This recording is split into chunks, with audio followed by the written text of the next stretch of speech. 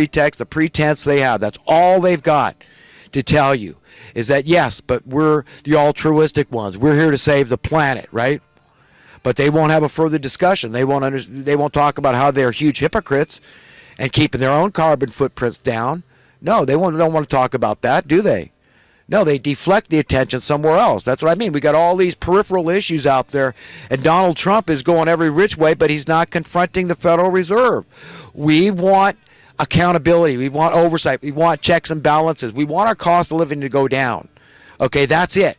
By whatever means necessary, we want our cost of living to go down, except for violence. But we could throw the Federal Reservists out. The government can seize it, right? That's it. Send a SWAT team in to seize all the Federal Reserve branches around the country. That's it. We're taking over. We're going to have sound money just like JFK tried to give us. We're going to do that thing. We're going to make straight the paths for the Lord Jesus to come. We're going to have sound money. We're going to get on the right road here so it's easy to surrender it all. This whole idea, surrender money.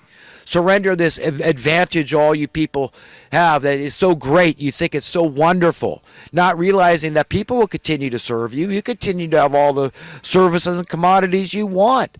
The only difference is people do it freely. Okay, because they want to. Nothing's going to stop them. They have an instinct to serve. They have a conscience. They have honor. They have integrity. They have talents they want to utilize. They want to be appreciated, useful, needed. Okay, that's it. That's the way we are as human beings. So the system will work just fine. We could be more productive if we needed to be, as if we needed to be. The only way the system can break down is if you don't have a willing workforce. And who could deny we have a willing workforce? So what do you worry about? A minimum guaranteed income? So what? So what? How does it hurt you? As long as we keep the inflation in check. Okay, don't let people manipulate markets and fix prices and collude. All these special interest groups colluding, forming one giant monopoly with this silent non-compete clause. Oh, well, you know what? I mean, what advantage does that give me to compete? No, I want to raise the bar. I want to be the guy that's setting the prices here. I want to manipulate the markets first. So, your house isn't worth that. It's worth twice that. So this is the way they do it, because they've got the capital. It's like playing a game of Monopoly, and those that have all the capital, they can afford the risk. So they take it. It's not even risk anymore with crony capitalism, because they've socialized the debt. They put it on the backs of the poor working class. Somebody's got to pay this bill. If your numbers keep going up, somebody's paying that bill, folks. Okay, and that's who it's falling on, all this debt. Understand the implications of what's going on here. This is serious, and if you want to rationalize it and justify the system, man, you're dead wrong, and you're on your own. You're not going to be able to point to this guy. Well, this guy said this, and this guy said that, God. So, no, you're on your own, man. That's it. None of us. Okay. The only one you could point to and quote is Jesus Christ himself. And what would he say about this? Whatever you do or fail to do for the least of these, you have done to fail to do for me. So if you want to prescribe to just tweaking the system a little here and there, we're going to create jobs. Well, that's all good. We're going to confront immigration. Well, that's all good. But it's spotty. It's not helping. The overall picture is not getting better. What's it doing for Northern California? Squat, boo. And California's kicking in illegal, undocumented workers out. They say, hey, you know what? The more the merrier. The Chamber of Communists, the crony capitalists, whatever you want to call it, is running the show. So, yeah, we give people driver's licenses here, and as far as I know, they can get welfare, and it's still illegal not to sell them a house if they're undocumented. I mean, that's it. You can lose your real estate license if you don't sell an undocumented worker. So Trump's not changing. He's not changing the big picture unless he confronts the money. So we really set a good example for other countries. We know what we're doing, because right now we have no business telling any other country what to do, because we've been going down the tubes for over 50 years. Okay, from what I've seen. And they started out slow, incrementalism, moving the Overton window. And then gradually they started picking up steam. And then it was in leaps and bounds, like the Glass-Steagall Act and 9/11 and George Bush saying the terrorists hate us.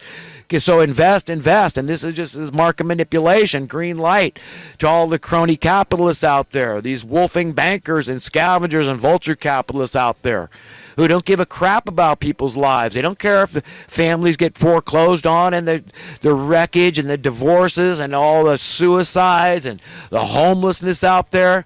They don't care how they're destroying the country. They say, you know what? I got mine, man. That's all I care about. Me, me, me. It's satanic, man. They've been overcome. They've been overtaken. God help them. I don't hate them.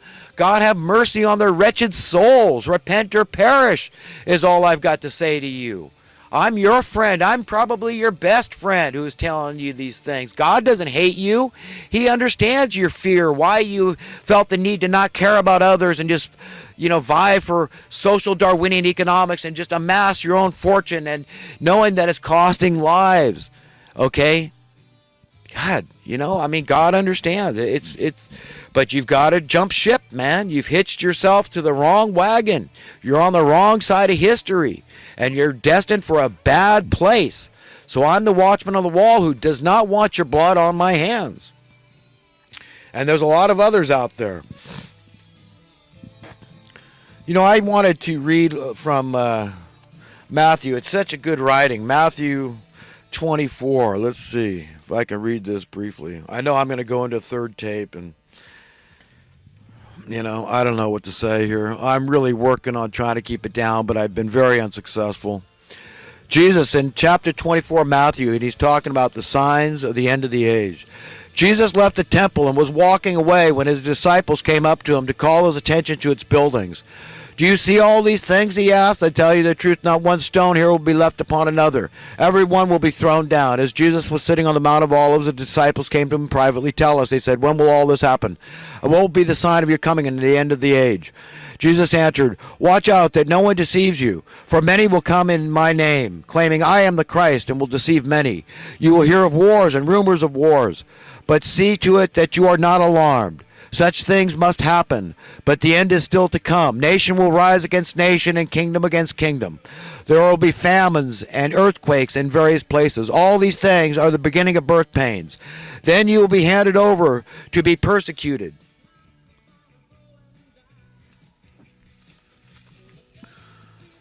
and put to death, and you will be hated by all nations because of me. At that time, many will turn away from the faith and will betray and hate each other. That's why I see the love of so many people is waxing, waning cold, growing cold. And will betray and hate each other. And many false prophets will appear and deceive many people. Because of the increase of wickedness, the love of most will grow cold. But he who stands firm to the end will be saved. And the good news of the kingdom will be preached to the whole world as a testimony to all nations. And then the end will come. So when you see standing in the holy place the abomination that causes desolation spoken of through the prophet Daniel, let the reader understand. Then let all those who are in Judea flee to the mountains. Let no one on the roof of his house go down to take anything out of his house. Let no one in the field go back to get his cloak. How dreadful it will be in those days for pregnant women and nursing mothers. Pray that your flight will not take place in winter or on the Sabbath, for then there will be great distress, unequaled from the beginning of the world until now, and never to be equaled again. If those days had not been shortened, no one would survive, but for the sake of the elect, those days will be shortened. At that time, if anybody says to you, look, here is a Christ, or there he is, do not believe it, for false Christs and false prophets will appear and perform great signs and wonders and miracles to deceive even the elect, if that were possible. See, I have told you ahead of time. So if anybody tells you, there he is out in the desert, do not go out. Or here he is in the inner rooms, do not believe it. For as lightning that comes from the east is visible even in the west, so it will be at the coming of the Son of Man. Wherever there is a carcass, there the vultures will gather. Immediately after the distress of those days, the sun will be darkened, and the moon will not give its light. The stars will fall from the sky, and the heavenly bodies will be shaken. At that time the sign of the Son of Man will appear in the sky, and all the nations of the earth will mourn. They will see the Son of Man coming on the clouds of the sky with power and great glory. And he will send his angels with a loud trumpet call, and they will gather his elect from the four winds, from one end of the heavens to the other. Now learn this lesson from the fig tree. As soon as the figs get tender, as soon as its twigs get tender and its leaves come out, you know that summer is near. Even so, when you see all these things, you know that it is near, right at the door. I tell you the truth, this generation will certainly not pass away until all these things have happened. Heaven and earth will pass away, but my words will never pass away. Well, that was chapter 24 from the book of Matthew.